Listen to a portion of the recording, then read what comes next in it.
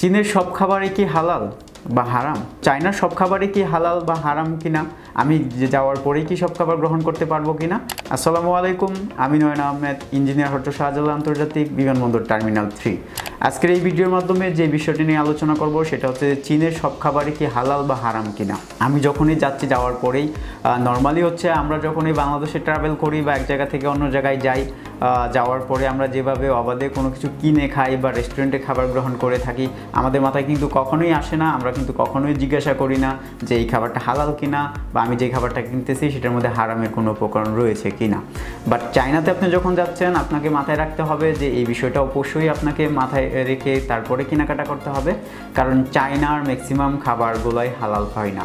চায়নার ম্যাক্সিমাম খাবারগুলো হালাল এর জন্যই হয় না কারণ আমরা যেহেতু শুকর খাই না, আমাদের জন্য যেহেতু শুকর হারাম, তো সেই ক্ষেত্রে চায়নার ম্যাক্সিমাম খাবারগুলোতে শুকরের একটা উপস্থিতি থেকে থাকে। তো যখনই আপনি চায়নাতে যাচ্ছেন বা চায়না থেকে খাবার গ্রহণ করতেছেন বা কিনতেছেন, আপনাকে কিন্তু সেই বিষয়টা মাথায় রেখেই তারপরেই হচ্ছে খাবারটা গ্রহণ করতে হবে। তো সেইগুলা থেকে কিভাবে আপনি পরিত্রাণ পেতে পারেন, কিভাবে হচ্ছে আপনি বুঝবেন যে খাবারটা হালাল কিনা এবং যদি সেইটা হারাম হয় কিভাবে হচ্ছে আপনি অ্যাভয়েড করবেন, এই বিষয়গুলো একটু ধারণা দেওয়ার চেষ্টা করব। প্রথমে যদি বলি, আপনি চায়নাতে যখন যাচ্ছেন প্রথম যখন যেখান থেকেই খাদ্যটা গ্রহণ করেন না কিনা, চেষ্টা করবেন যদি আপনি নিজে চায়নার কিছু কমন চীনা শব্দ জেনে থাকেন বা জানেন, সেইগুলো দিয়ে তাদের সাথে যাদের কাছ থেকে কেনাকাটা করতেছেন তাদের সাথে একটু কমিউনিকেশন করে নেবেন যে এইটাতে শুকরের উপস্থিতি রয়েছে কিনা। তো যদি থাকে সেই বিষয়টা অবশ্যই অ্যাভয়েড করবেন।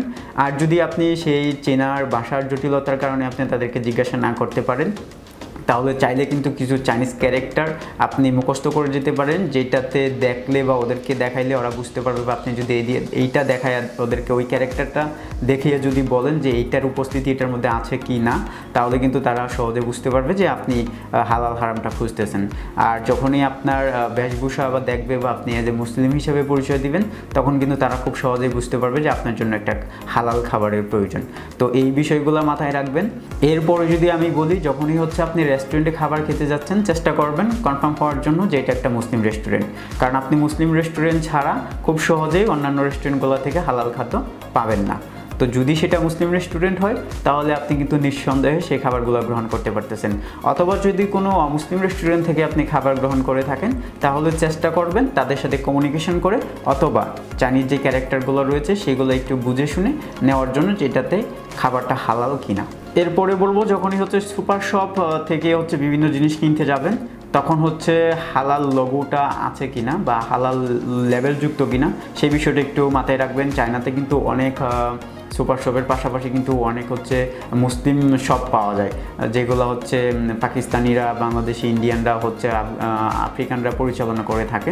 সেইখানে কিন্তু গেলেই আপনি হচ্ছে হালাল লিকা বা হালাল লেবেলযুক্ত খাবারগুলো পেয়ে যাচ্ছেন। সেগুলো বিভিন্ন দেশ থেকে কিন্তু নিয়ে আসা হয়, চায়নাতে বেচা কেনা করা হয়। তো সেই ক্ষেত্রে আপনি সেটা দেখে কিন্তু কনফার্ম হতে পারবেন।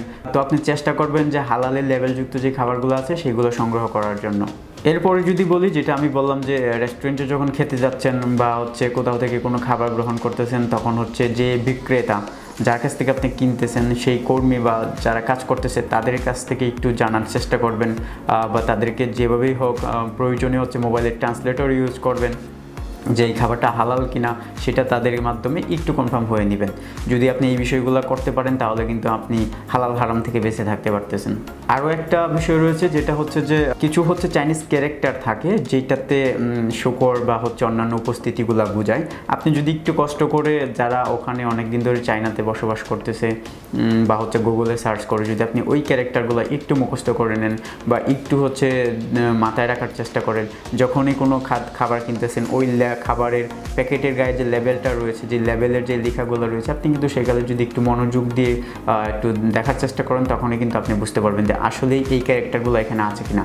যদি দেখেন যে না এই ক্যারেক্টারগুলো এখানে আছে, তাহলে আপনি সহজে বুঝে যাবেন যে এটার মধ্যে শুকরের উপস্থিতি রয়েছে, আপনার জন্য এটা হালাল না, এটা হারাম। তো আপনি কিন্তু সেটাকে বাদ দিতে পারবেন। এছাড়া যে কোনো কিছু যদি কিনতে যান, যদি সন্দেহ হয় বা কোনো উপায়ে যদি আপনি কনফার্ম হতে না পারেন যে বিষয়টা হালাল কি হারাম, তাহলে সেই বিষয়টা এড়িয়ে চলুন। এরপরে বলবো, যেহেতু সব খাবারই হালাল হয় না এবং সব খাবারই হারাম না, তো সেক্ষেত্রে চেষ্টা করবেন যে যখনই হচ্ছে আপনি কোনো খাবার কিনতেছেন আর আপনি যদি কনফার্ম হতে পারেন যে এই খাবারটা হালাল এবং আপনার যদি এটা পছন্দের হয়ে থাকে, তাহলে একসাথে অনেক বেশি করে কিনে নেবেন এবং যখনই আপনি আউটডোরে যাচ্ছেন বা বাহিরে যাচ্ছেন তখন আপনার সেই যেই রুমে আপনার যে খাবারগুলো রয়েছে সেখান থেকে কিছু খাবার সাথে করে নিয়ে বের হতে পারেন, তাহলে যাওয়ার পরে হচ্ছে আপনাকে খোঁজাখুঁজি করতে হবে না। এছাড়া হচ্ছে আমি আগে বা অন্যান্য ভিডিওতে বলেছি যে হচ্ছে যত দ্রুত সম্ভব হচ্ছে নিজে রান্না করার উপকরণগুলো কিনে ফেলবেন এবং রান্না করার মতো একটা পরিস্থিতি তৈরি করে নেবেন, তাহলে সেক্ষেত্রেও কিন্তু আপনাকে এতটা হালাল বা হারামের খোঁজাখুঁজি করতে হবে না বা চিন্তায় পড়তে হবে না। এছাড়াও রয়েছে আপনি যখন বাইরে যাচ্ছেন, যদি মনে হচ্ছে যে না আমি হালাল হারামের জটিলতায় পড়ে গেছি, এখন এই মুহূর্তে আমার কিছু খাবার গ্রহণ করার দরকার, আমি ক্ষুধার্ত, সেক্ষেত্রে আমি সাজেস্ট করব যে আপনি ফলমূল কিনতে পারেন, কারণ ফলগুলা তো আর হালাল হারাম ওভাবে বিচার বিশ্লেষণ করতে হয় না। আর চায়নাতে কিন্তু এই জিনিসটা খুবই সহজ, আপনি সহজে পেয়ে যাবেন। তো আমার সাজেশন থাকবো এই জিনিসটা কিন্তু করতে পারেন। আমি আবারও বলবো, আপনাকে মাথায় রাখতে হবে চায়নার সব খাবারই হালাল হয় না, ম্যাক্সিমাম খাবারগুলোই কিন্তু হারাম হয়। তো অ্যাজ এ মুসলিম হিসাবে আমরা অবশ্যই চেষ্টা করব যে সবসময় আমরা একটা হালাল খাবার গ্রহণ করি এবং চায়না যাওয়ার পরে যত দ্রুত সম্ভব আমরা সেগুলো ম্যানেজ করে নেওয়ার চেষ্টা করব। যদিও এটা একটু মোকাবেলা করার চ্যালেঞ্জ, বাট আমরা যদি মোকাবেলাটা না করতে যাই, চ্যালেঞ্জটাকে ভয় পাই, তাহলে কিন্তু আমরা কখনোই হালাল খাবারটা গ্রহণ করতে পারবো না। তো ভালো থাকবেন, সুস্থ থাকবেন। আসসালামু আলাইকুম।